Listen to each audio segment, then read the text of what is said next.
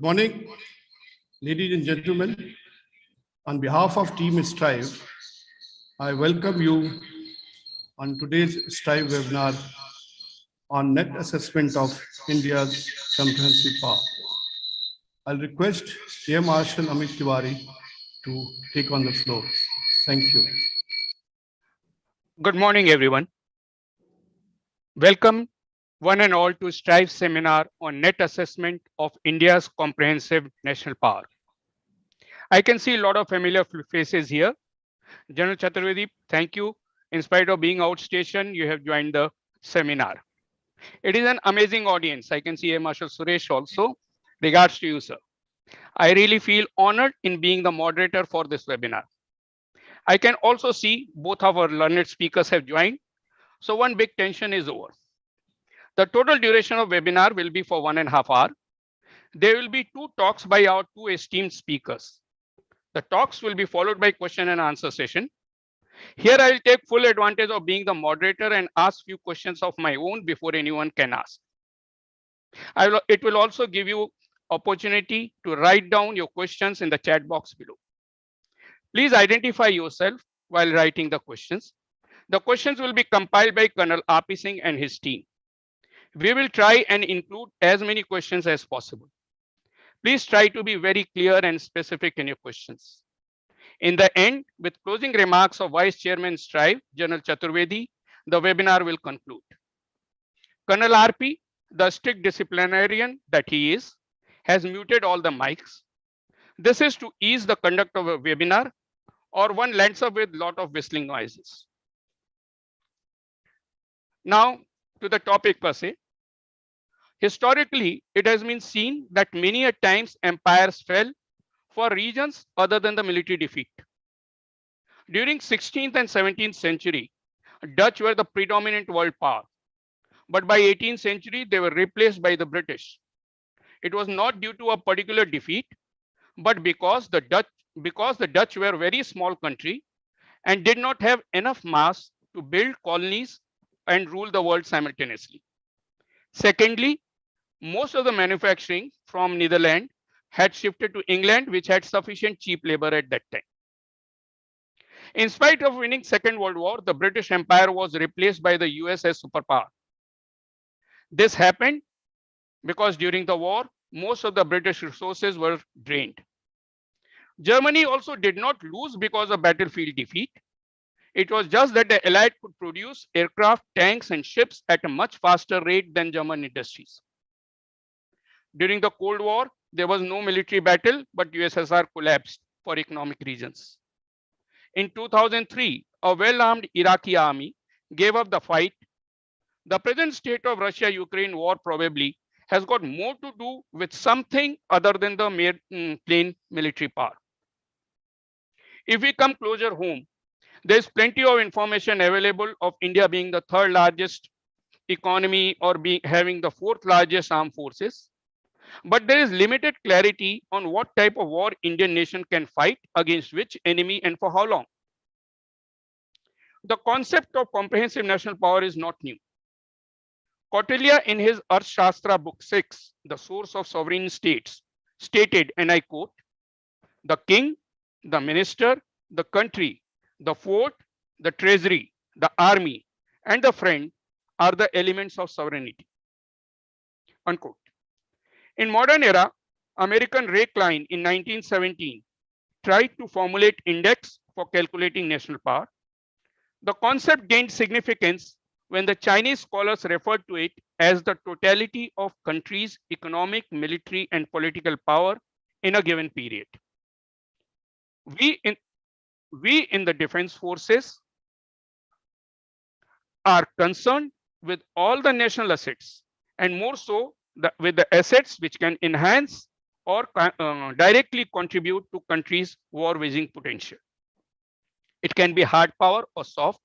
It can be lethal equipment or culture of innovation or exploitation of technology. So what aggregates of CNP will contribute to war-waging potential and in what manner? These issues are very important because an emphasis on wrong aggregate will give incorrect impression of country's CNP and may result in misunderstanding about own power, misinterpretation of incipient changes in world events, and its effect on our power projection. Net assessment is the comparative analysis of all elements of war waging potential of own country and its potential competitors. To answer all these questions, we could not have had a better speaker than Air Marshal Dr. Rajeev Sachdeva to tell us about net assessment of India's comprehensive national power. Air Marshal Dr. Rajeev Sachdeva was commissioned on 11 December 1981. He and is alumnus of FIS, CDM, and NDC. A CAT qualified flying instructor. He was an Air Force examiner with more than 7,200 hours on various types of transport and trainer aircraft. He was awarded a doctorate by Osmania University in management for his research on strategies to prevent and avoid air accidents in transport fleet of the Indian Air Force, an integrated approach. Important appointment held by him include command of an N-32 Squadron, Air Officer commanding Chandigarh, Chief Instructor fixed wing flying training faculty, Western Air Command Ops 2A, Center Director Aviation NTRO, and SASO Headquarters Southern Air Command. A truly purple officer, which personal opinion is more of a purple than blue. He worked in all four verticals of headquarter IDS, appointment of DSITs and ASITs. ASITs ICT Joint Ops, DSITs Ops, DSITs PP and FD, and he also found time to be Commandant of College of Defense Management. In his last appointment, served as Deputy Chief of Integrated Defense Staff, and he also officiated as Additional Secretary of Air at DMA under CDS. The officer was awarded Ati Visesh Seva Medal in 2016 and was commended by Chief of Air Staff in 2000. Over to Air Marshal Sachdeva, sir.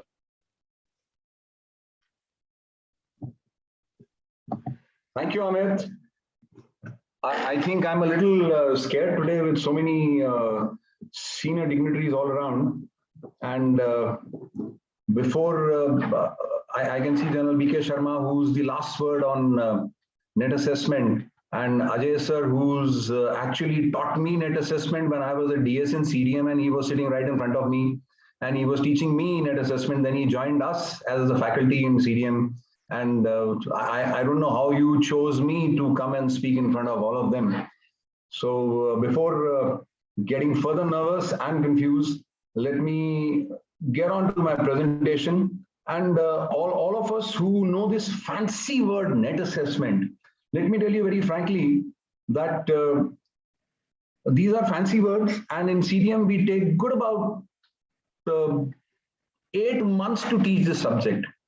And I've been given 30 minutes. So I promised the chair that I will definitely overshoot my time.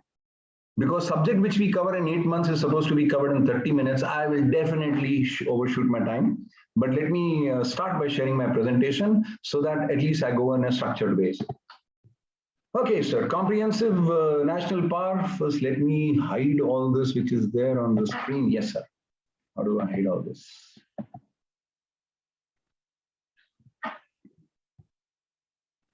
Yeah. Because if I can't see my own screen, it's no point. Okay, comprehensive national power and net assessment, very, very fancy words these days because the Chinese said so and we going through. But what I'm going to do is first set the ground rules. The first ground rule is I know that we all have been successful leaders. All those who are joined in have been very, very successful leaders. So I know that. Next, the armed forces are what they are today because you and me made the rules for them. So, and we are one of the best forces in the world. So that means nothing went wrong when you and me were there in the armed forces. And I can see the Central Command is also somewhere there. You are actually taking the armed forces up and up from where we were. I'm only academically going to structure all what we did and put them in this presentation. Nothing new is going to come out on this. Nothing different is going to come out of this. Only these are these fancy words I'm going to use frequently. We're talking about comprehensive national park. Being a CDM DS, being a commandant in CDM, I just cannot start my presentation without definitions. Nations have to be compared with each other. Russia, Ukraine, Russia, USA, all these countries have to be compared and actually found out scientifically that are they where they stand. CNP is actually calculating all this. It's a mix of hard power and soft power. What is soft power? What is hard power? We all know these fancy words. But how do you actually calculate which country is better than the other country? Yes, militarily, we say 1:9, 1:6, 1:2.5, so many aeroplanes, so many ships, so many this. Those mathematics doesn't work these days.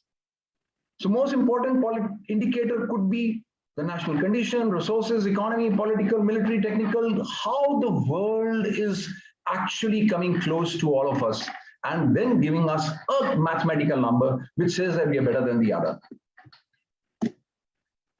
What do we do when we hear these talks? India's national security interest, changing world order, foreign policy strategy for emerging powers, strategic neighborhood of India. We talk about China, evolution. What have you and me done in our chair, wherever we were right till the army commanders with this kind of information? I don't know. What have we done to actually move on? But what do the nation builders do? We need to know what do the nation builders do. They pick up this information and they suggest a preferred national security strategy. If you and me have been in a seat where we were actually to contribute towards the national security strategy, then we have given a preferred strategy which can only be done through net assessment. If you do not do the net assessment correctly, you will not be able to give the preferred national security strategy to the nation. Well, what's the national security? A very famous slide. National security is something to do with military defense, protection of territorial integrity of the country against a military enemy. And this is the primarily the responsibility of the armed forces. A very famous definition at CDM, but this was a traditional view. It has gone. Today, the national security is so much more. Every department, every ministry is energy security, food security, water security, education security. Everybody talks about security. There are 93 departments which are actually talking about national security now. One small red circle on the right is the defense. That's all we are. Now that sum total of all this will become comprehensive national security. A very learned gentleman said national security does not mean merely safeguarding territorial integrity. Anything which comes in the way of this development internally or externally is a threat to India's national security. And we know what his son is doing externally today. Well, the whole national security happens in an environment. There is an environment which is there, which is always under threat. It has got democracies, technology, economy. Everything is happening in this environment, which is so volatile. Things are uncertain. 72 days, Russia will be in Kyiv. 9 months. Uncertain environment. Complex, ambiguous. We don't know what is happening. We really don't know what is happening in the world today. Yes, Iran going to attack Saudi. So much is going to happen. And this is the environment in which you and me talk about national security. But what are the factors that change this environment? There are some fixed factors. The state of society and politics, the state of legal. Today we are talking about Earth, which is called green, the state of military conflicts, and the state of technology. These are the driving, always they're driving the challenges because of them. Economies are changing. We have overtaken UK. UK is still not coming up. Are we going to take on Japan and Germany very soon? Where are we? Are we going to be number 3? All these are fixed things, but there is so much of dynamism in this environment, which you and me cannot even think of. Notice the dynamism. Xi Jinping coming back for the 3rd time. Russia, Ukraine, attack on dollar, Quad, oil war, nuclear, North Korea, South Korea, whatever is happening in the last 2-3 days, 80 aeroplanes, 180 from the other side, sanctions. Nupur Sharma made one statement and the PM had to land in UAE. The Tory party is with whom? What is going to happen? These are the dynamism which are happening in this environment. Now, all this has to be mathematically calculated. Who's going to do it? The security process at the national level does it. How does it happen? The entire national level security process is split into 4 parts. Part 1 is the intent. Do you actually want to do it as a nation? Do you actually have the wherewithal to do it? If yes, then there should be a national vision. I don't know how many of us know what is a national vision for India. If we have a vision, then we'll have to have aims. If we have aims, we'll have to make missions so that the entire nation move towards those aims. We have to define a national security interest. And once we have the interest, the objectives will come out. Exactly what you've been doing in your offices. But yes, I'm just structuring it like I said. Once this has been done by the nation, then the second phase is formulation of strategy. You will have to do the environment scan, which is so dynamic. You will have to get your strategies out. You will analyze your strategies. You will find the best strategy to be applied to each thing.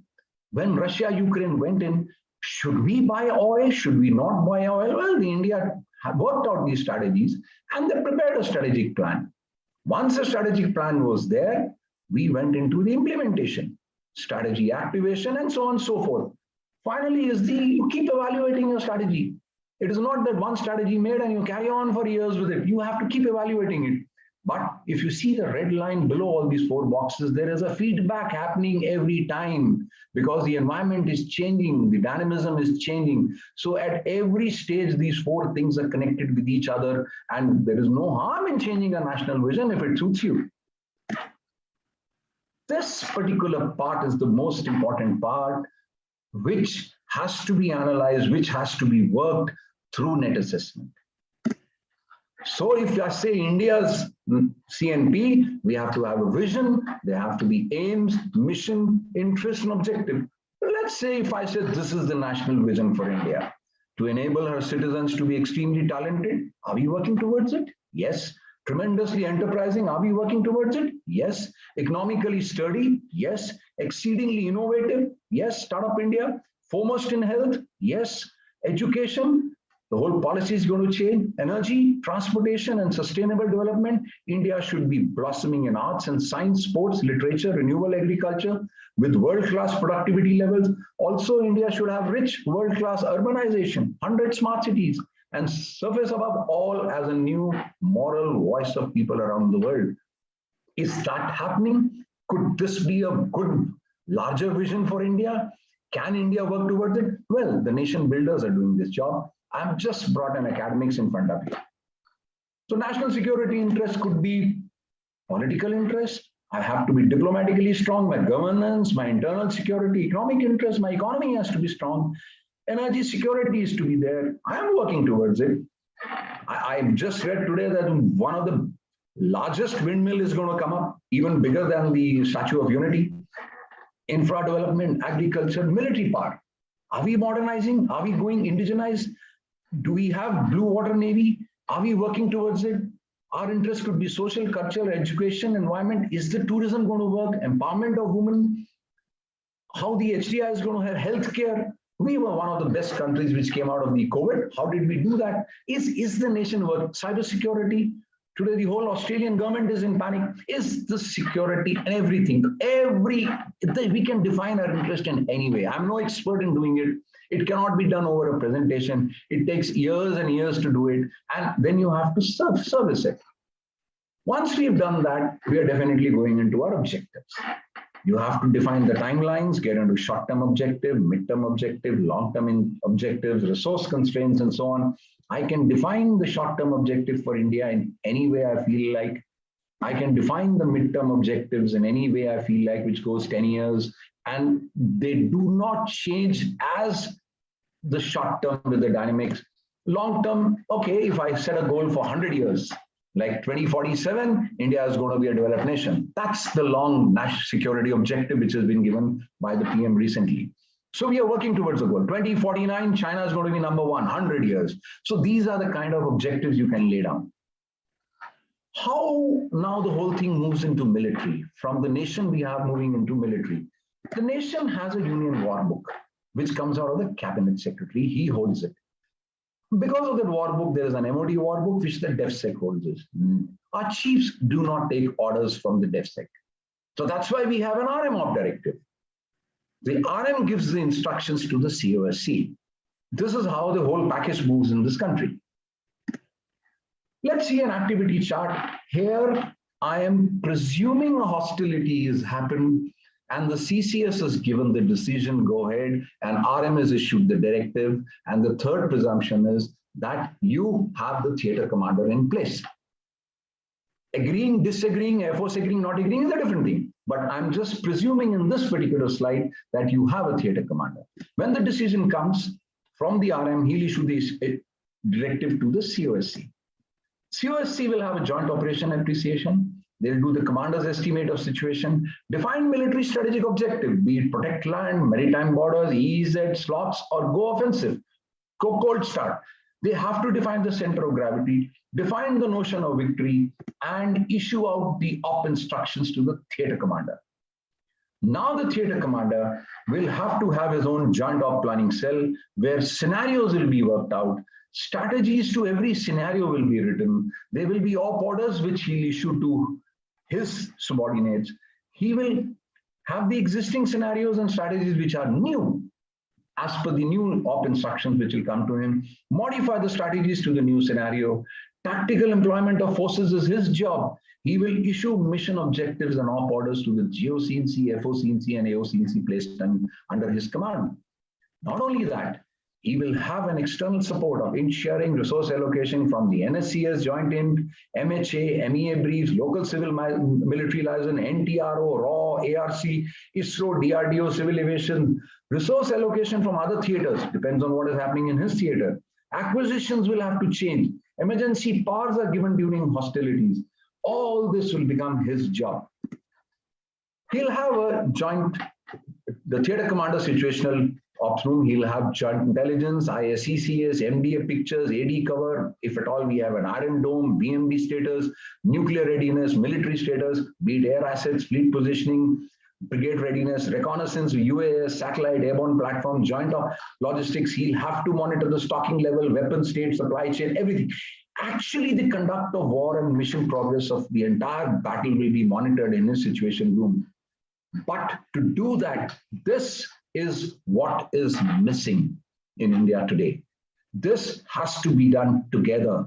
You cannot have a different Navy day, a different Army day, a different infantry day, which is linked in different formats. It has to be a national military day, which will happen once you all get together.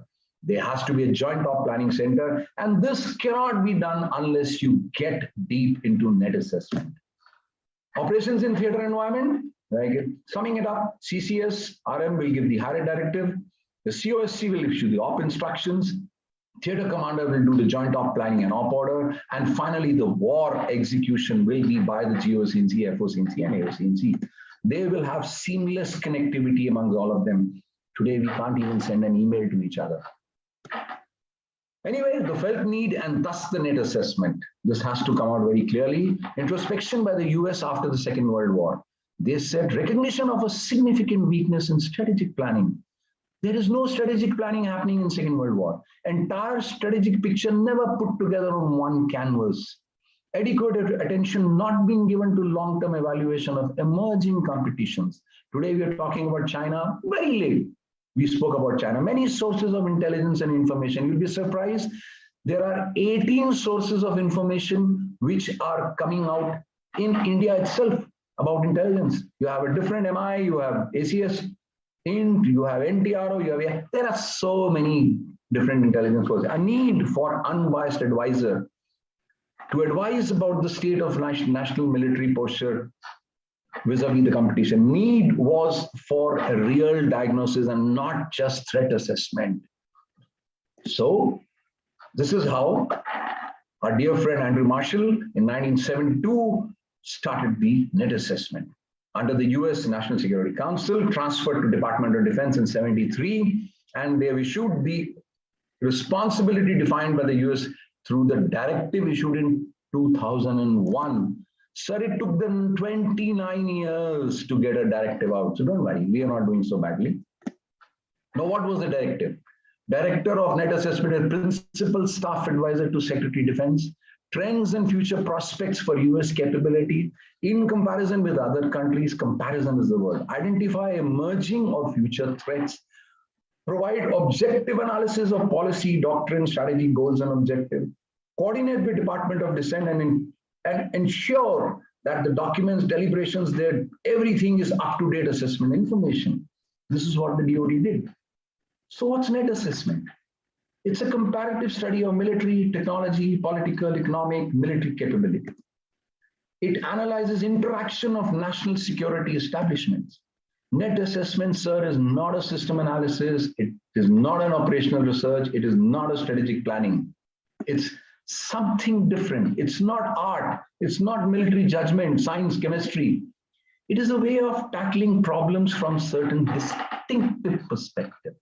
The perspective has to change. It's so difficult to get out of the perspective which we have in military and in the nation. You have to think differently. It's the history of the future. It calls for consciously thinking about the time span of the competition. Like I said, 2047, 25 years, what is India going to do? How rest of the world is going to be left behind? How China is working towards its history of the future. The analysis of the interaction of national security establishment, again, security does not mean military here. Security means the entire 93 departments of the Government of India. The appraisal of security balances.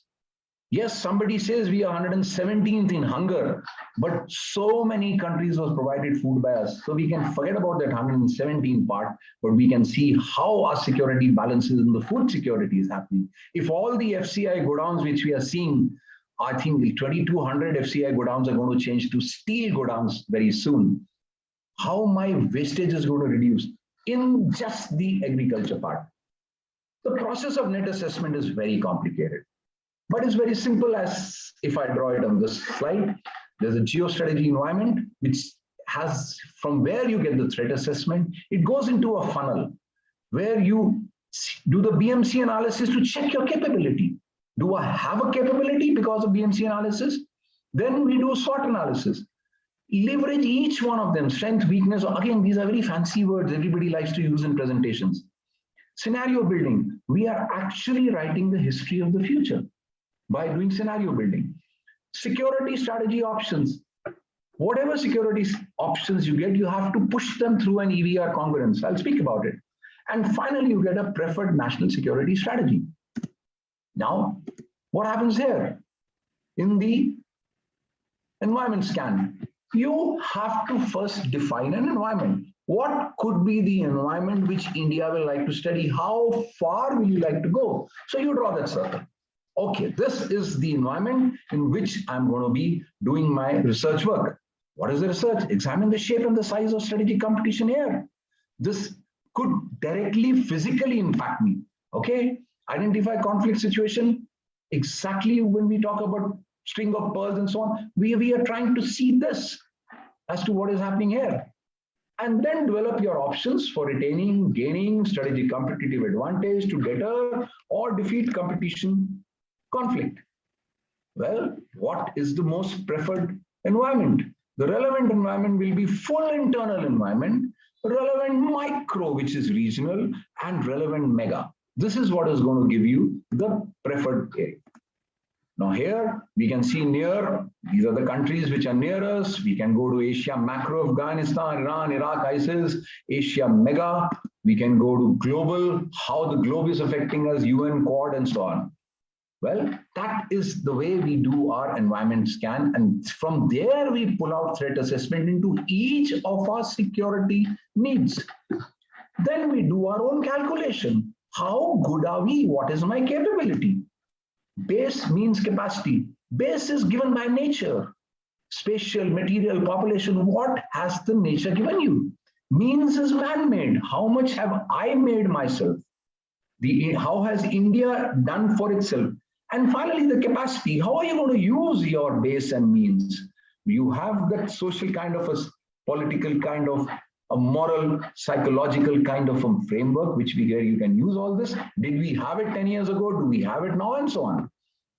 Base could be calculated where you stand, how the routes are moving, what all is happening in agriculture, how the agriculture is increasing. So I'm not, in 30 minutes, we just cannot go into this. What are we looking for? How is the energy world over and how we are working towards it? How are the whole energy resources we are playing around with it? How is the population? Do I have, if I have 10 rupee note in my pocket, my richness is 10 rupees. If that note changes to 100, if it changes to 2000, my richness in my pocket changes to that. Why? Because the piece of paper, the value is changing. If my population is so much, is the value changing? If the population value is changing in my pocket and I'm getting a skilled manpower, definitely I'm a richer country. Then I'm going into all the other things, religious, secular, and so on. Now the means, how is my economy? What is my PPP? I have a dream of 5 trillion economy and so on. What is my political strength? What is my military strength? I've reached third largest military. What capacity do I have? Political, social, economical, military, and so on. So this is how my capability building I have to do in this process. Again, I said it can't be done overnight. Finally, I do my SWOT analysis. This is a very, very big chapter. People enjoy doing SWOT analysis, but just doing SWOT analysis is an incomplete thing. Strength, it's an inherent capacity. What I have in me is my capacity. Today, if I have a good external affairs minister, that's my strength. Weakness, I have some weaknesses where my borders are not there. So this is internal to me. What is my internal weakness? What is my internal strength? Opportunities is from outside. It's external. Something going to happen in the world, and let me be opportunist. The oil prices, Russia is giving me less. Let me take this opportunity and get into buying oil from him. Threats, if I do that, will I get a threat of sanctions? Will something else happen to me? No, all these things have to be weighed by these nation builders. And they do a big analysis of this relevant environment on the SWOT matrices and so on, which is not required for all of us in this presentation. I just wanted to show you that this is a very, very big process which people go through and finally get some figures in the end and we say, okay, this is what I need to concentrate on. What should be my strategy? Where should it go? What will be my mandatory strategy? Because mathematically, you come up to something which tells you, okay, this is your weakness, this is your this thing. So you can do a SWOT summary and carry on with use your strengths to exploit the opportunities. Use your strengths to deter or mitigate a threat. Exploit opportunities to eliminate your weakness. And defer threats until weakness is overcome. Okay, I want to build my good military, but the so-and-so threat is coming in 10 years. I will not be able to have that capability in 10 years. It will come in 15 years. So somebody defers that threat. The MEA plays a big role and they push that threat to 15 years. By then I'm ready, if at all the threat has to happen. So it's built on strength, resolve weaknesses, exploit opportunities, and avoid threats. Well, the net assessment is not over without scenario building unless you see the future. Why am I doing all this? So it's a prediction, forecast. Why should we think about the future? Can you imagine? I'll just read out a few of them, not all. I think there is a world market for maybe 5 computers. This is what the chairman of IBM said in 1943. I hope he's still alive to see this. Stocks have reached a peak. This is what was said in 1929. We don't like Beatles in 1962. I still like them. 640 KB of RAM ought to be enough for anybody. Bill Gates in 1981. I will never buy a mobile which has 640 KB of RAM. In fact, 640 KB RAM is not built today. So you need to know the future. If BlackBerry came out with something which was chewed up by iOS and the Android phone, BlackBerry lost out. It did not see the future. Kodak did not know that digital world is going to kill his 36 film roll. Anyway, we can classify the future. If I know the future, then it's a possible, might happen. Why? Because Nostradamus said so. I know that future. So my ambiguity is 0. Yes, this will happen. Third World War is going to happen in so-and-so year. This is what is the Second World War is. Plausible. It could happen because I have some current knowledge. But I have the current trend lines. So this is likely to happen. Well, this is what I want to happen in the future. That becomes a preferable thing. I prefer this to happen. Now, the degree of uncertainty changes like this. Now, what is scenario building? If the man where he's sitting, if I'm here today, what is going to happen? I have full knowledge. If you see on the graph on the y-axis, I have full knowledge. But as I go up in time, this red line is reducing my area of understanding and certainty. and uncertainty is increasing. Well, with scenario building, this is how the line is actually squeezing me. I know very little of the future. But with scenario building, you are just pushing this line a little away. You're increasing your area of certainty and reducing the area of uncertainty because you're doing some kind of a research about the future. With this, you will get scenario 1, scenario 2, scenario 3. I can skip over it because otherwise from the scenarios, we go into a strategy option. You will get from these scenarios, various strategies could be core strategy because all scenarios said that this will definitely happen. So I have to have a strategy for that. Then we go into basic strategy. We go into contingency strategy. Okay, this could also happen. Wild card. What if Imran Khan had gone? This is a wild card. What if somebody in India like this goes? हमारे देश के जवाई राजा खत्म हो गए. Will something happen? Will that be a wild card? So a lot of things happen. You'll have to have strategies for that. Notwithstanding, all these strategies are supposed to be put through the EVR congruence. What is EVR congruence? I put them into the environment. Does the environment permit me to actually use the strategy? Does my value system authorize me to use this strategy? Do I have the resources to use this strategy? If I get a yes for that strategy here, then I put it on the risk analysis and risk mitigation. The environment to buy oil from Russia was there. Does my value system permit? Yes. Does my resource permit? Yes. Is there a risk to it? Yes. The national leaders went through that risk, and finally, that became the viable national security strategy. And we did that. So each part has to be done like this. It's not just one thing. So net assessment, does it really happen? Or it's just a subject for HTMC officers? My director at USI is so concerned that all this which I've covered is theory, it's theory. Ye relevant bhi hai ki nahi hai? Do we actually use it anywhere? Do people want to use it? That's very important. Well, this was a soldier of yesterday who won the hearts, but today's soldier is going to change. The soldier of the future could look like this. He will be communicating with me throughout. His nutrition state will be monitored. I will monitor his health if he's shot. Nobody has to tell the op room that he's been shot. His MO state is monitored. This MO state monitoring can tell me the kind of firing which is happening in one sector. Whatever he sees and hears, my ops room will see it. He will be laced with AI, IoT, and M2M. He gets input from all the sensors to take his decisions.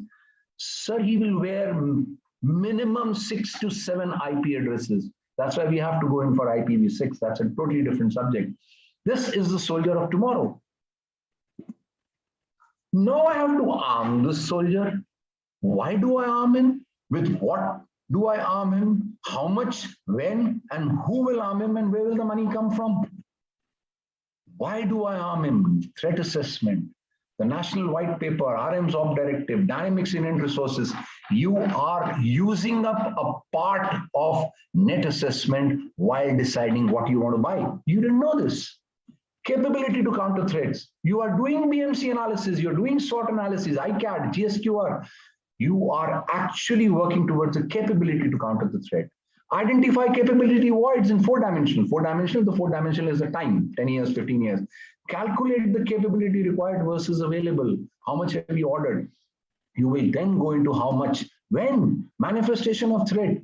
How will your strategy work? Scenario building, EVR congruence, delay the manifestation. This is how you arm your soldier. Who? The defense acquisition procedure tells you, make in India, Atmanirbhar Bharat. All these net assessment things are playing into this. And finally, we are going into a long-term integrated perspective plan. These days, we call it an ICAD. We are working towards it. Well, there is an obsession of 3% of GDP. I have my different arguments on it. Why and what is this 3% magic figure which has come? Which country gets 3%? And how are they working on it? That's a different subject. But notice, even arming an armed forces soldier, you are actually going through the net assessment process without knowing it. So this also follows the net assessment process. How has the world changing? And you know where we stand in 2022. The net assessment gives you your strategy to take on the world. This is how the world is today. Things are changing. Well, I would like you to listen to this gentleman very carefully. A linkage between China and India and what's happening in Ukraine. So come on, guys. I mean, China and India happened way before anything happened in Ukraine. I mean, I just see this as frankly a not very clever argument, a very self-serving one. This idea that, your grand strategy must be about how you will choose. I will do what, as all of us do. I will weigh the situation, everybody, after all, how do countries eventually make decisions? Mr. Shankar, there will always be two axes at this point. I think it's an understood, accepted fact that you have the West, US-led, you have China as the next potential axis. Where does India fit into this? But are you planning to not pick a side? No, I'm sorry. That is exactly where I disagree with you. This is the construct you are trying to impose on me, and I don't accept it. I mean, I don't think it's necessary for me to join this axis or not, and if I'm not joining this, I must be with the other one. I don't accept that. I mean, I think I'm 1/5 of the world's population. I am, today, the 5th or 6th largest economy in the world. I mean, forget the history, civilization bit, everybody knows that. But I think I'm entitled to have my own side. I'm entitled to weigh my own interests, make my own choices. And my choices will not be cynical and transactional, but they will be a balance of my values and my interests. There is no country in the world which disregards its interests. If you want to talk about 1/5 of the world's population, you cannot also sit on the fence when it comes to foreign policy matters. Non-alignment isn't plausible if you want to take your position on the world stage. What does it look like with 3 years of your government left, approximately? And what of this term? Of 2 years, actually. Oh, 2 years. Yes. Thank you for the correction. Yes. Or even in the next decade or so. What is India's position? Sitting on the fence is not an option to be a world leader. I don't think we're sitting on the fence. Just because I don't agree with you doesn't make me sitting on the fence. It means I'm sitting on my ground. You take any and all of the big challenges of the world, some part of the answer either comes out of India, can be contributed to India. And again, I hate to say, it's a bit like a broken record, but look, a lot of things are happening outside Europe. The world is changing, new players are coming, new capabilities are coming, but a new agenda must come. The world cannot be that Eurocentric as. Now that's net assessment. The entire speech has gone through the theory of what we've been teaching on net assessment. This gentleman has actually used every part of net assessment into his speech. With that, sir, I rest my case. Jai Hind, and we'll go ahead with the question answer whenever the chair decides.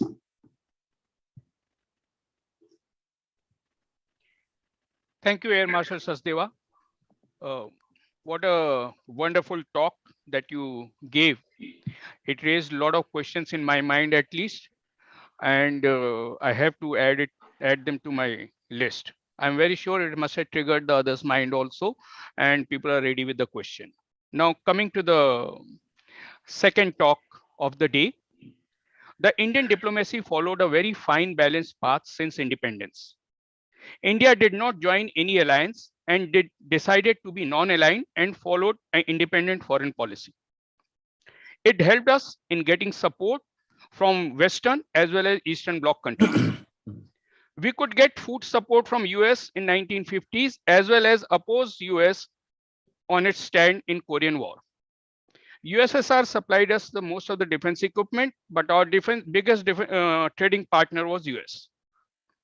In spite of world being bipolar after Second World War and unipolar after Cold War, India took independent foreign policy decisions in liberation of Bangladesh, 2 nuclear blasts, and not joining NPT. Other than supporting UN peacekeeping missions, we also sent troops to Maldives, Sri Lanka on request of those countries and in our national interest. There was a time when foreigners used to say that Indian foreign policy is trying to milk 2 cows at the same time. But the detractors of Indian foreign policy termed it to be too defensive and reactive. Diplomacy is an important component of comprehensive national power. With rise of Indian economic and military power, a time has come for the Indian foreign policy to be more active in world affairs and contribute to comprehensive national power. It is felt that India has become a prime country, but is hesitant to take the prime spot. Today, we are lucky to have Ambassador Ashok Sajjanhar to tell us about evolution of Indian foreign policy and the path it should follow in future to enhance India's comprehensive national power in a multipolar world. Many of you are familiar with Ambassador Sajjanhar as he writes, travels, and speaks extensively on issues relating to international relations, foreign policy, and themes of contemporary relevance and significance. He appears widely on TV panel discussions. But to refresh us, Ambassador Ashok Sajjanhar served in Indian Foreign Service for 34 years. He was Ambassador of India to Kazakhstan, Sweden, and Latvia, and has worked in senior diplomatic positions in Indian embassies or missions in Washington, D.C., Brussels, Moscow, Geneva, Tehran, Dhaka, and Bangkok.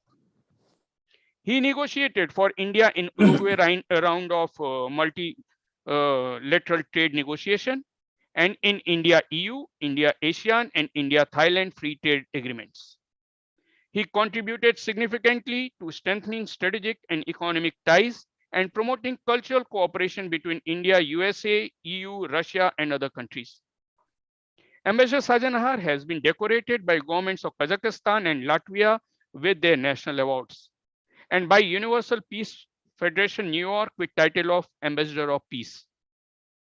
Presently, he is Executive Council member in Manohar Parrikar Institute of Defense Studies and Analysis, President, Institute of Global Studies, and Distinguished Fellow at Ananta S. Penn Center. Over to Ambassador Sajjanhar. Thank you very much, Mshl Tiwari, for this very generous and gracious introduction. Let me say what a great pleasure and privilege it is for me to speak on the subject that you have just mentioned in terms of evolution of India's foreign policy and the path that it should follow in coming years. I am particularly delighted to see several of my good friends in the audience. You have, Mshl Tiwari, asked me to speak for about 20 minutes. I'm going to try and stick to that because after that, we'll have some time left for question answers. And I know that the best part of any seminar or webinar is the interaction that we can have after the presentations are made.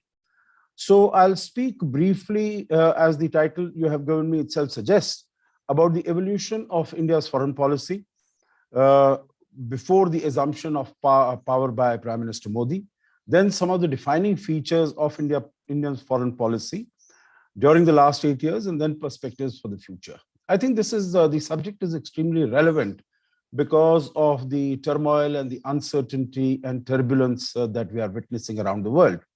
So first of all, let me give some basic fundamental precepts of any country's foreign policy, and they are equally relevant as far as India is concerned. I will flag these issues, not dwell in them at any great length because of the shortage of time. I think the first precept is quite axiomatic when you say that there are no permanent friends or enemies, there are only permanent interests. And as the situation in the world evolves, those interests can also change, and we have to make certain as to how we can maximize our interests in terms of dealing with other countries. The second aspect is that the foreign policy is a reflection of a country's domestic strength in terms of its economic strength, military strength, political stability, domestic leadership. So all these aspects come into formulation of a country's foreign policy. And since the image is the foreign policy, while the main subject is the domestic strength, the image can never be brighter than the original. So domestically, India and any other country, we need to be to develop ourselves to be more if we want to have a more bold and a confident foreign policy, it has to be born out of strength in the domestic arena. The third is that if we were to look at India in terms of what foreign policy it creates for itself and what is the diplomacy that is required to implement it, the foremost task of India's foreign and security policy would be to enable the domestic transformation of the country. That is making possible the transformation of the Indian economy, its society, while also safeguarding our values of democracy, of pluralism and justice. So both interests and values need to go together, and we need to strike a balance between them. Fourthly, the foreign policy has to be dynamic. As I said, right now we have seen so many changes. Change is the only constant, it is said. But then over the last few years, we have seen changes as never before, whether it was in terms of the rise of China, the relative decline of the United States and the West. But particularly since the beginning of 2020, I think it was a black swan event that we had the COVID-19, and then more recently, more than 8 months ago, we've seen the Russia-Ukraine conflict. And although it might be taking place in one particular area of Europe, but its ramifications and its implications have truly been global. So why it is, we heard also some of the comments and statements by External Affairs Minister Jaishankar. I think he was in this interview when he visited Slovakia a couple of months ago. And I think from that clip also it becomes clear that India's global security, political, strategic, economic footprint has grown over the last several years. I mean, just to give you an example, in 2014, when the current government came to power, in terms of our total GDP, it was 10th in the world. Today, we are 5th in the world, and analysts and economists have projected that by the another 5 years or so, we are going to be the 4th largest economy. And by the end of the decade or the beginning of next decade, we are going to be the 3rd largest economy, having pushed Germany and Japan out of these slots. And notwithstanding the fact in terms of inflation having been a little more than what was the target that was set by the Reserve Bank of India and some of the rise in prices, but India still continues to be the fastest growing major global economy. So our engagement with the world has grown because we are becoming a bigger power, bigger economy, bigger in terms of political and strategic strengths, in terms of policies that we are following. And in that sense, the world is taking much greater note of what India says and does. I don't think it will be an exaggeration to say that today India has become indispensable as far as seeking solutions to many of the global challenges and problems are concerned. Now, coming to the evolution of the foreign policy very quickly, I'm sure everyone in this erudite gathering audience is fully aware of these landmarks in our foreign policy, so I'll not dwell at any great length. I would say that the first aspect of foreign policy was the non-alignment status. Some call it strategic autonomy also. But I think it needs to be recognized that during the period of the Cold War, there was no better policy and there was no other option or alternative as far as India is concerned than pursue the a policy of non-alignment. After that, we have the 1971 war, liberation of Bangladesh. On 8th of August 1971, the signing of the Treaty of Peace, Friendship and Cooperation. In 1991, after the end of the Cold War, we had India's Look East policy. That is particularly in terms of economic engagement, making them more diverse, making them more resilient. Our connect with the Southeast Asia, particularly ASEAN countries, was enhanced significantly. In 2005, we had the India-US agreement framework of a civilian nuclear agreement.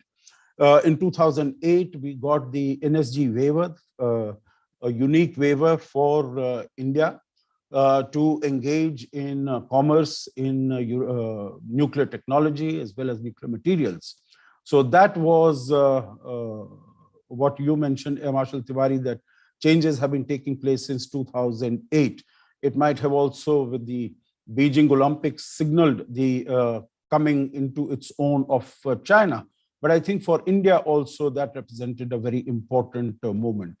These subsequent years, we could witness some sort of a policy paralysis because of large number of scams, etc. But from 2014, I think there has been a large number of areas, a large number of policy decisions that have been taken by the country, which have stood India in good stead.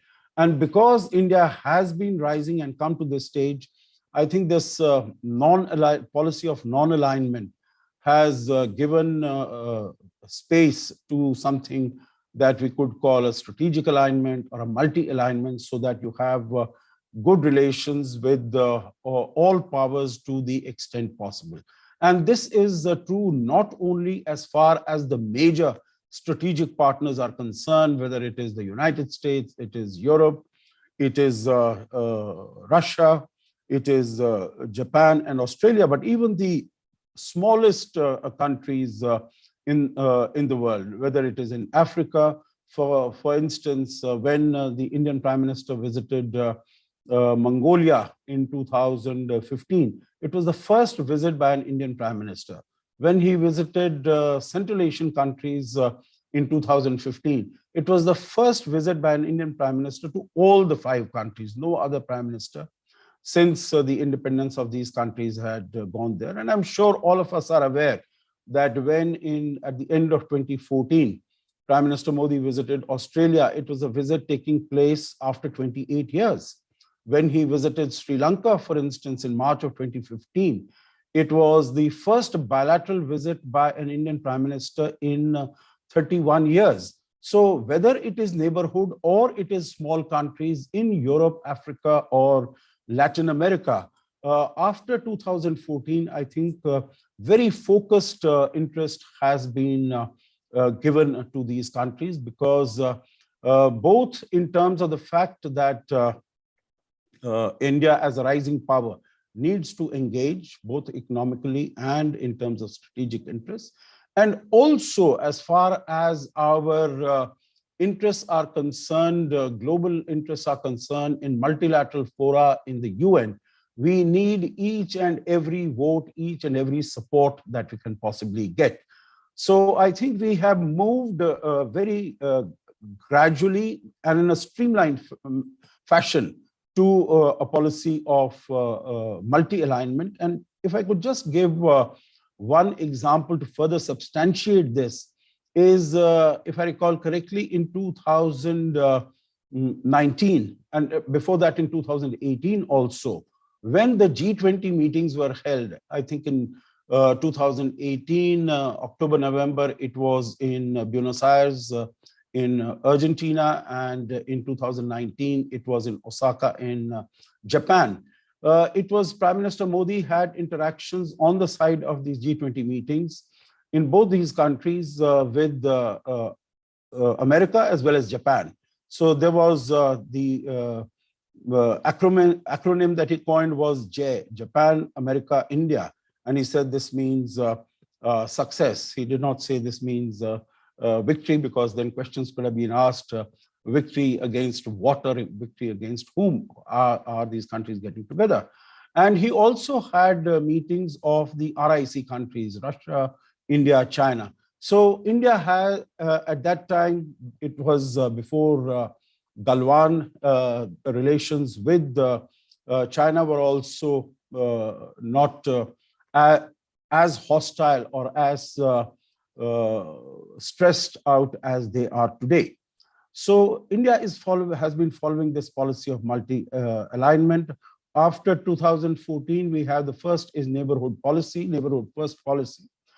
That was the time when the inauguration, when the oath-taking ceremony was taking place on the 26th of May 2014, again, if my memory serves me right, he invited, the Prime Minister invited the heads of state of all the neighboring countries, SAARC countries, and also the Prime Minister of Mauritius, basically because we wanted to strengthen and develop, deepen our relations with the neighborhood. I think barring Pakistan and China, and I will speak a little more about China in just a while, but I think barring these two, our relations with all our neighbors have grown, and also our extended neighborhood.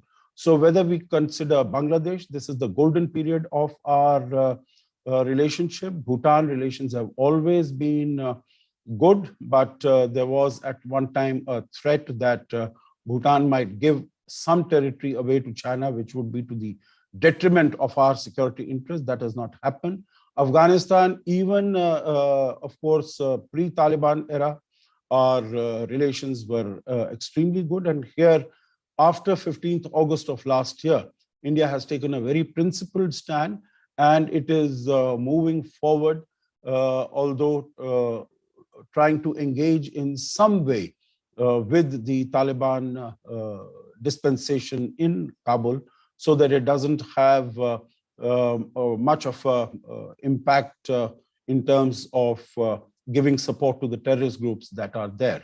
And I think it is a measure of success of India's foreign policy, among others, that even after more than 1 year, 3 months, 4 months, there's not a single country that has recognized Afghanistan. With Maldives, again, with coming in of President Ibrahim Sooleh, our relations have grown, are much better. In terms of other elements of our policy, Act East, and according to that, we have enhanced our partnership and our collaboration with the ASEAN countries, included the elements of security and connectivity with these countries, and also with Japan, Korea, Australia, and other nations. I think the development and strengthening of our ties with the United States is another feature in the post-2014 era. And here we have the United States, I would say, has emerged as the most consequential partner as far as India is concerned, whether it is in terms of defense acquisition, procurement. It has become the second largest supplier after the Russian Federation. In terms of economic interaction, it is the largest partner that we have. Also in terms of transfer of technology, and also in terms of our strategic cooperation between the two countries. I think the most important element in that would be the reinvigoration, revitalization of the Quad with the United States, India, Japan, and Australia. Starting November 2017, I think we have seen over the last 1 year, when President Biden took over, we have had 4 meetings of the Quad grouping, which I think in any international fora, it is quite very, very unusual. 2 out of these meetings have been in person, and 2 of our meetings have been in the virtual format. Our relations with Russia, that is a special and privileged strategic partnership. And I think everyone is aware as to how we have been handling our, both in terms of very deftly balancing our relations, both with Russia as also with the Western countries. I think it is a measure of the mature yet bold and strong foreign policy postures that India has adopted, that today it is felt that no global problems or challenges like that of climate change, nuclear non-proliferation, terrorism, and others, none of them can be successfully dealt with unless India is on board. In terms of our relations with West Asia, they have also matured. They have got much better. In terms of our reach out to the Indian diaspora, that has also, in addition to the fact that India's economy is growing and expanding, the presence of our diaspora in a large number of countries, and it's not only for the fact that they send back huge remittances. Of course, in terms of remittances, India continues to be the highest recipient of remittances from our diaspora, about $89 billion that was last year. So I think if one were to take as to how our foreign policy and diplomacy has been working towards building our comprehensive national power, I think it is, we can see that there has been clarity, there has been vision in terms of using our strengths. And I could give just two examples from the recent past. One is in terms of the COVID-19 pandemic. We started vaccinating our own people on the 16th of January last year. And simultaneously, within 4 or 5 days, we were able to send shipments out to a large number of countries, both in the neighborhood and as far away as the Dominican Republic, Brazil. I think everyone here is aware as to how these supplies and these exports, both gratis and commercial, were welcomed by the world.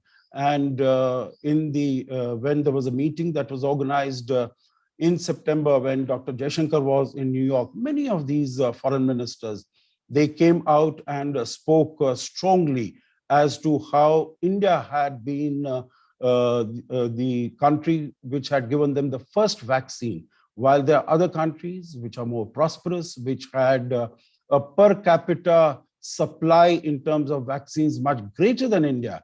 India was still at the beginning stages of our dealing with fighting the COVID-19 pandemic, but still it was able to send out vaccines and medicines and other things. And during this period, so while it is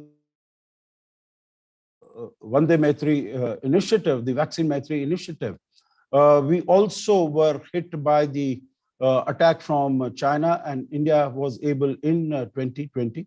Before that, the Doklam confrontation also. I think India gave a very befitting response to the Chinese incursion. And there is a eyeball-to-eyeball confrontation still in the East Ladakh sector. But I think the message has gone out very clearly to China, which wants now to stabilize and to normalize relations, that unless there is peace and tranquility, and unless we are able to get to the status quo ante before April 2020, the business as usual cannot happen. So let me, over the next couple of minutes, just conclude to say that India's biggest challenge today is China, in more ways than one, because we have seen that China would like to become the hegemon of the world, become the first, the predominant power, replace the United States as it goes forward, both in terms of the targets that it has established for itself in terms of economic strength and prosperity, as so it has to also deal with what it considers to be a challenge from India if it has to be the #1 power in Asia. So there are these aspects, and as far as we are concerned, the actions that are being taken in terms of strengthening our national economy, and whether it is in terms of increasing our manufacturing, increasing our exports, whether it is the productivity-linked incentive schemes that are being provided. There is, in terms of building better infrastructure on the borders with China. So, and of course, while strengthening ourselves domestically, also rebalancing as far as our external partnerships and engagements are concerned. And in that context, whether it is the concept of the Indo-Pacific, or it is the concept of the Quad, or strengthening of our relations with our several of the major players, whether it is in East Asia or it is in West Asia. I think everyone here would be aware that many of these West Asian countries, the larger ones being the quite clear, whether it is Saudi Arabia, it is UAE, it's Bahrain, all of them have given their highest award to Prime Minister Modi. Basically, I think it's a reflection of the efforts that have been made to strengthen our partnership with these countries.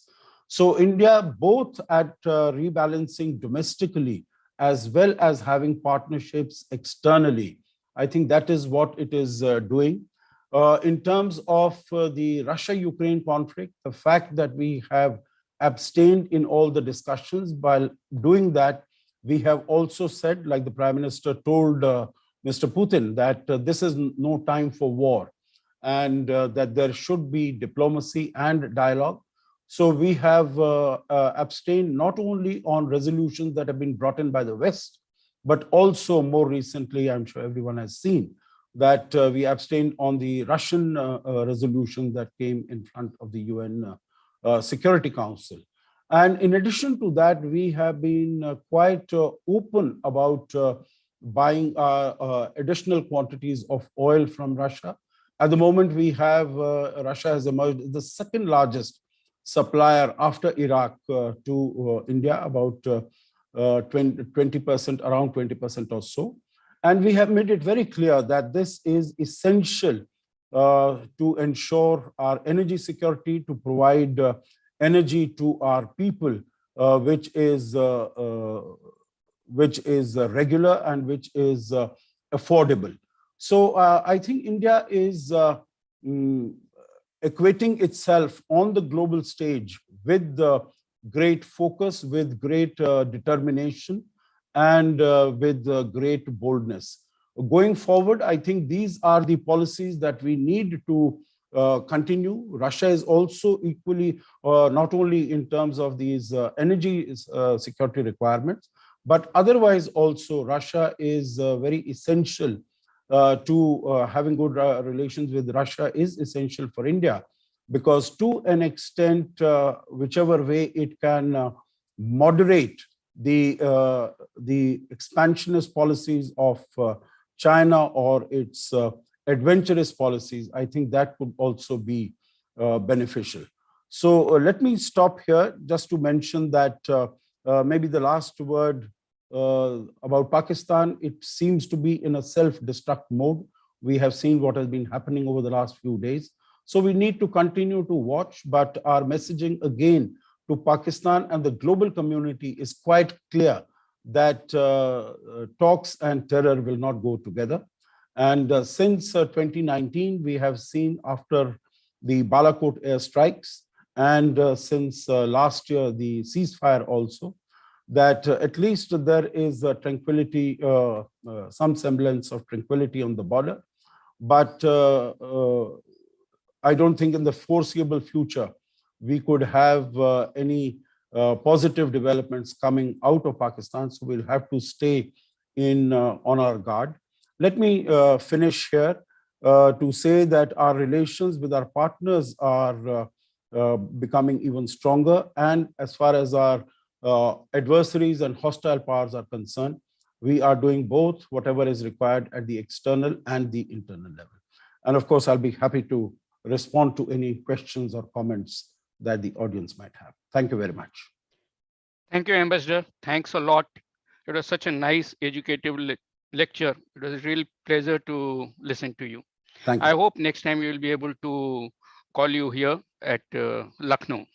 So I have got a lot of questions, so I'll try and combine few of them so that it is easy for you to answer. So now Sure. The first question, as expected, is mostly for China. So there are three different questions. I'll just read them one after the other. China in 20th Party Congress report has brought two changes in international relations. Word cooperation is replaced by positive interaction because probably it does not think cooperation is possible anymore. China also mentions threat to national sovereignty by aggressive external actions like sanctions, etc. So it wants its foreign policy to be more assertive and activist. It has been termed as wolf warrior diplomacy. Do you think there is a need for course correction to India's foreign policy towards this, and how do we go about it? Second question, again, considering the foreign policy, I'm combining these two questions. Since beginning of the 21st century, it is felt that the role of diplomacy in international affairs has reduced. When I say everything is diplomacy, but when I'm talking here, it is basically the diplomacy as a foreign policy. You go and interact with other country. George Bush Jr. did not want to talk to Iran because he thought that it would appear as appeasement. And the same thing is still on when talks with Russia was avoided because it could have been termed out as appeasement. So we saw what happened in Iraq, we saw what happened in Afghanistan or Libya or Syria and now in Ukraine. So do you think there is a reason for India also, like other countries, to give more emphasis to military diplomacy in present scenario? And there is one more which can be included, just bear with me. What are the basic reasons for Chinese hostility in subcontinent and what is the aim of it? Thank you, sir. Ambassador Ashok. Yeah, thank you very much for these very perceptive questions. So first is in terms of the course correction, if any, that India should adopt in view of the rather aggressive statements that we have seen coming out of the 20th Party Congress. I would think that if there was a course correction to our policy that was required, that course correction really did take place in 2017 when we had the Doklam incident, a 73-day eyeball-to-eyeball confrontation. India did try its very best. I'm sure our audience here, the learned audience, is quite aware that India tried its very best to try and sort it out through dialogue. We had, I think it was in July that in 2017, Prime Minister met Xi Jinping in Astana on the sidelines of the SCO summit. And at that time, both leaders agreed that our differences would not be allowed to become disputes. That is what has come to be known as the Astana consensus. But even after that, we saw what happened in 2020 as far as Galwan is concerned. And so as far as India's relations with China are concerned, the course correction has already happened. There was a certain trajectory to our relationship from 1993 till 2012, when we signed 5 agreements as to how to manage our borders. And all these agreements, all these understandings were torn to smithereens by China when it decided to invade India in 2020. So India is as far as the trust level is concerned, the trust deficit is concerned, that is huge. And India is continuing to stick to its position that unless there is disengagement at the border, unless there is peace and tranquility on the border, we will not be able to have normal relations, whether it is in terms of economic exchanges or investments or something else happening. The second question was in terms of whether diplomacy is losing its sheen in terms of settling disputes, settling problems between two countries. I think that my reading of the situation would be, in fact, quite the reverse. I would imagine that the role of diplomacy has increased much greater. This is a subject that we can really discuss at great length, but I'll just give you an example. I think it has been found that Russia, which wanted a quick, which expected a quick walkover in Ukraine, that the war would be over, conflict would be over in 8-10 days, there would be Russian soldiers would be welcomed as liberators in Russia. That has not happened. And I think this has sent out a very strong message to the global community and possibly also to China that they cannot, military power and hard power, if the assessment is not right, it can do you much greater harm, like it has done to Russia. Unfortunately, as far as the world is concerned, as far as its neighbors are concerned, there is the influence and the sway and the manner in which it is treated. I think that has come down as far as Russia is concerned. And this message is clear that war, even after war, you have to come to the table, you have to come and sit down and start talking. And this is the case also we have seen in Afghanistan, we've seen in Iraq, we've seen in Libya.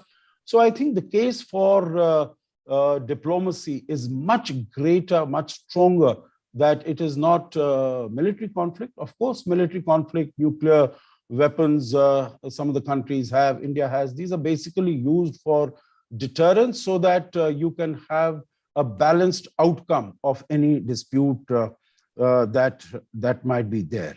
The other was the last question, Mshl Tiwari, was on reason for Chinese hostility and what is the basic aim of achieving in subcontinent. Otherwise, everything else is peaceful here. Yeah, so it is not only the subcontinent. Actually, we have seen the reaction of China as far as Taiwan is concerned when Nancy Pelosi visited Taiwan on the 2nd of August this year.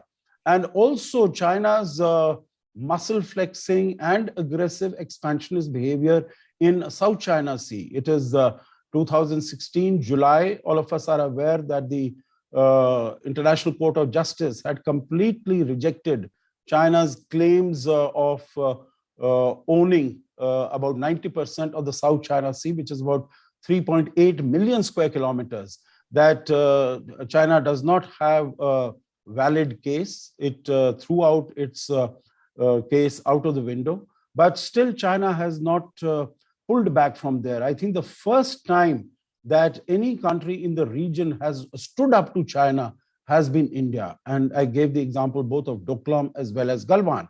So as I mentioned at the end of my presentation, the basic interest of China would be to become the #1 power in the world by replacing the United States, establishing its own hegemony and dominance in the world. And it finds that India is the only, if it has to become the dominant player in the world, it will have to first become a dominant player in Asia. And there, India is the only country which can stand up to it. And that is why it has been engaging with our neighbors, whether it was earlier with the Maldives, with Sri Lanka, with Pakistan, of course, and with Nepal and with Bangladesh, with Bhutan also. So it is basically, its interest is to encircle, what has also come to be known as the string of pearls, to encircle India so that it is not able to play its due role in global affairs. And that is why we see, whether it is the India's membership of the Nuclear Suppliers Group, it is India's membership of the UN Security Council, everywhere, and even some small elements like designation of certain terrorists under the 1267 Committee of the United Nations. There also, we've seen over the last 3 months, 5 requests or applications or suggestions to the 1267 Committee. China has put a technical hold on that. And all these terrorists are from Pakistan.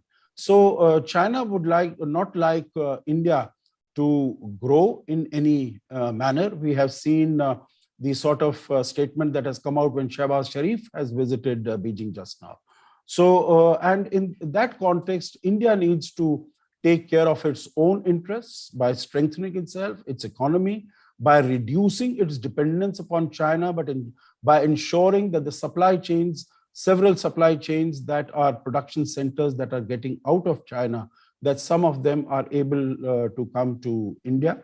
And of course, modernizing our armed forces and also creating infrastructure in the border areas. So this is what China wants, and this is how we have to stand together to confront it. Thank you. Thank you, sir. Now, next question is for Mshl Sachdeva. This is from General Hemant. Again, there are 2-3 questions. Sachdeva sir, if you could just jot down. How far we have come since we started looking at CNP so closely? How much has it helpful and beneficial? Impact on cutting edge of armed forces of 3 services.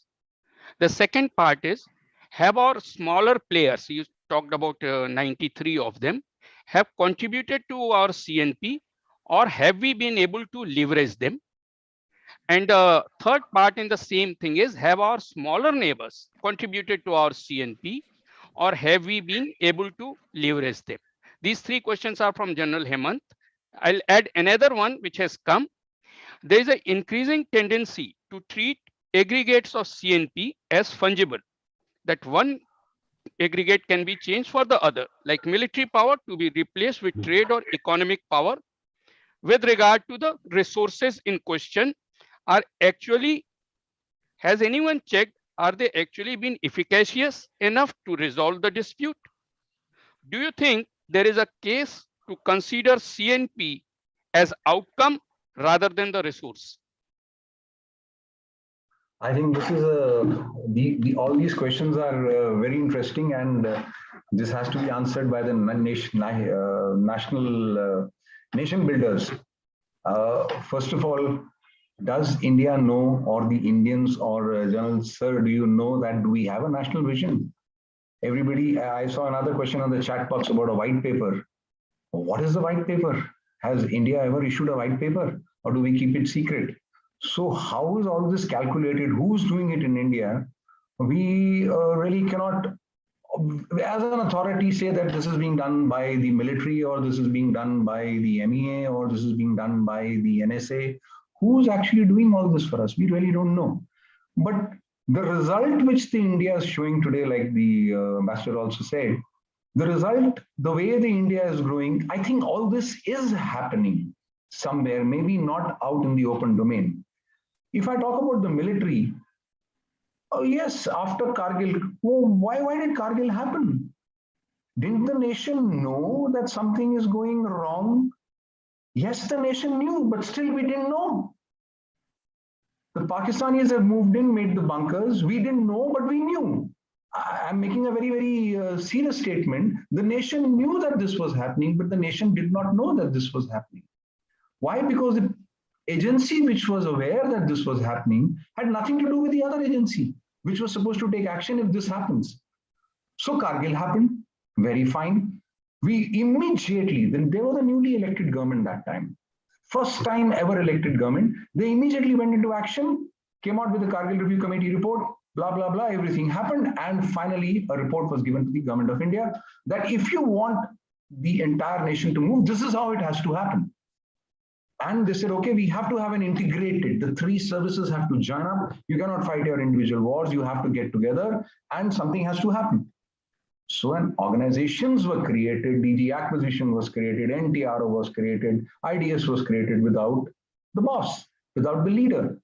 So many reviews happened, so many things happened. And finally, in 2019, if you permit me, I'll share a slide again to tell you how let me see if I can share the screen again. It will help me with this.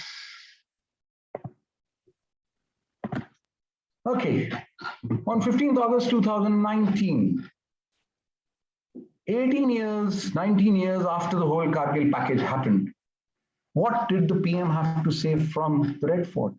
It is important that we take timely steps towards reforms. Deliberations are on since long, and so many, and they're talking about military structure, resources, so many commissions are formed, all reports have brought to light the same issues. So this nation was actually doing something towards it, but there was a need for coordination between the 3 services. They all strive for modernity in their own way. World is changing today, 2019, sir. Today we're just 3 years away. World is changing today as also the scope and the nature of war. It is becoming technology driven. India too should not have fragmented approach. Our entire military power will have to work in unison and move forward. Things cannot move smoothly if any service is ahead of, if Navy is going into a third aircraft carrier and Air Force is going into Rafale, you can't have an army without rifles. All should move simultaneously at the same time. There should be good coordination. And let me tell you what he said. It should be relevant. Who says there is no coordination? Today on this seminar, we have a mix of all three services. We have a mix of civil but it should be relevant. It should be in line with the changing security environment. Today, we have decided that we will now have a CDS who will be an effective leader at the top level. The CDS is important and the compelling task. So he announced it on 15th August 19. 1st January 2020, we got our CDS, which was a dream to reform the strategic pace of Hindustan in the world. So in a nutshell, this is what the PM had said. Let me see this. These are military reforms assisted, all reports. Anyway, we'll not go into this. What happened with the CDS? Is the thing changing? What happened with the CDS? These are the 4 departments which the RM had under him. One was headed by the DefSec, Secretary ESM, Secretary DP, and DRDO Chairman. We by mistake used to say DOD as MOD because everything was going to the DOD. So we said MOD gaya, MOD gaya. It was not MOD, it was actually the Department of Defense where our files were going. This is what the allocation of business rule for the DOD was. I'll underline some important things. Defense of India, all the armed forces, be it Army, Navy, Air Force, were under the DOD. All the headquarters were under the DOD. The reserve was under the DOD. The TA was under the DOD. Then NCC, all the work services, the canteen, the civil, the hydrographic, cantonments, acquisition, everything was under the DOD. Even the defense accounts, everything was under the DOD. What happened? Coast Guard was under the DOD. Then came up Department of Military Affairs. Is India doing enough into this? Then came up the Department of Military Affairs. What happened? The DOD was split into 2 and a new department was created. Department of Military Affairs.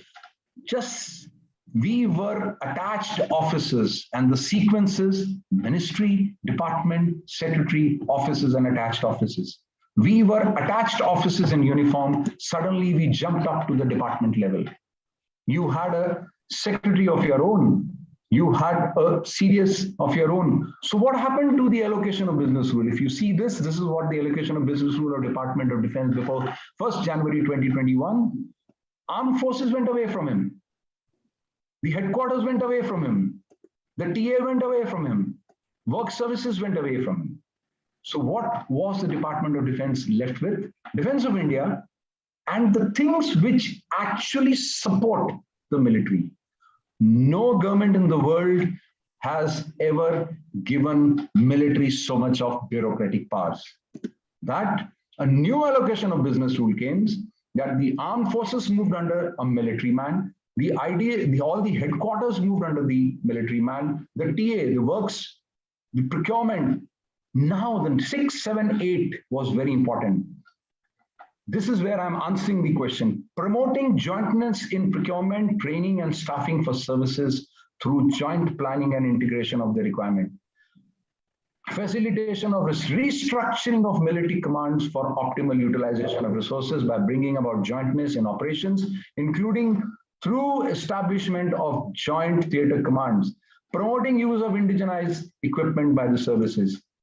Theater command has come as an order for allocation of business rule. Why? Because somebody who's doing the CNP, somebody who's working at that level, which we don't know, has thought that theater commands are important. And indigenization, that is how August 2020, before I left my service, 1 month before that, we came up with 101 negative import list, which came out of my office, signed by the CDS, negative import list. And today we have a department which has changed the name and we say, okay, positive indigenization list. Then became 108, came another so on. So this is how things are happening. So I will like to say this, that yes, there is somebody in this country who is working at that level. We don't know what is that. As far as the military is concerned, we should be good enough by the RM's op directive, because RM op directive chapter 1 talks about the threat assessment. Whatever is the threat, what is happening in the world goes into that. Second is directions to the COSC, that how will you change your military to actually do this. So somebody is doing it, it's hidden, it doesn't come out like a white paper. But I think the ambassador has also mentioned, India is changing. That means all this is practically happening hidden behind the walls. Thank you, sir. Thank you, Air Marshal Sachdeva. And I know I could make out from Ambassador that some part of it probably he also wanted to answer about how smaller neighbors are contributing to CNP. But like I told right in the beginning, Colonel RP is a very strict disciplinarian. He told me to finish it off by 12:25 and I've already crossed that. Now may I request General Chaturvedi to give his concluding remarks, please.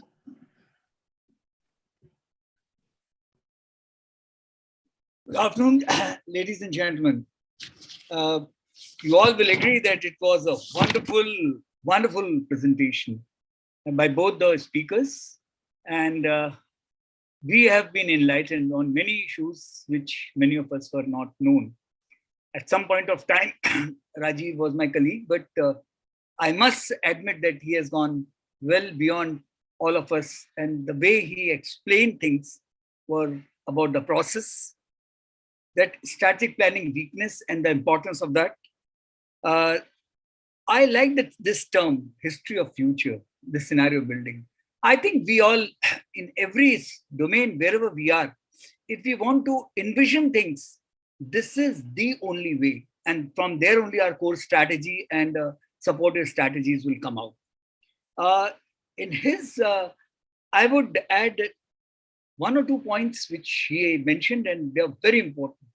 In today's scenario, social milieu of the society, in a diverse society, is very important, and it's got very great reflection when we work out the net assessment. And so is the connecting back past, that is value system. Because if we just go for what is values which we have taken from Western world, well, we may be going wrong. We have our own strengths, a civilization of 5,000 years old. I mean, by accepted norms, not what we know, is very important to build into our scheme of things. Another point which he mentioned about this relevance of coordination between the strategies, contributors. And this, when we talk of contributors, not only contributors within the country, even outside the country. So we have to learn to work this out and create mechanism for this kind of a thing. And same things if we transcend into the defense services.